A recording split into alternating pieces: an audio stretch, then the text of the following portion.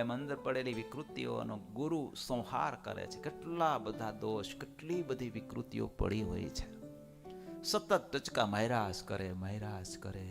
એમ કરતા કરતા વિકૃતિઓ બધી ખતમ થઈ જશે. હૃદય નિર્મળ બની જશે.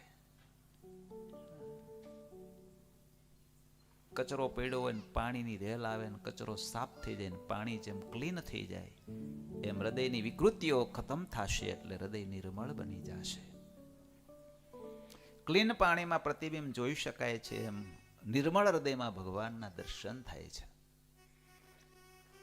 દર્શન થવા માંડે પછી જગતની તાણ મટી જાય, પછી કોઈ ઈચ્છા જ ન હોય. એવી કઈ વસ્તુ છે આ ભૂમાં જેમાં લોભે જે લોભ્યા હરીમાં. ભગવાનના દર્શન થવા માંડે પછી કોઈ વસ્તુ તમને લોભાવી નહીં શકે. ગમે એ પદાર્થ, રૂપિયા, ગાડી, બંગલા કાંઈ નહીં લોભાવી શકે.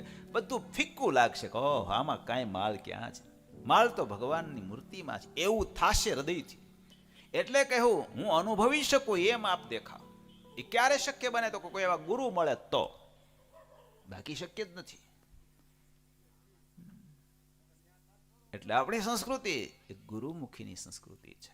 જેને જેને મળ્યા છે ભગવાન એને ગુરુના માધ્યમથી જ મળ્યા છે. કોઈ બી હોય મહાપુરુષો ખુદ ભગવાન અવતાર ધારણ કરીને પધારે છે તોય ગુરુ તો કરે જ છે.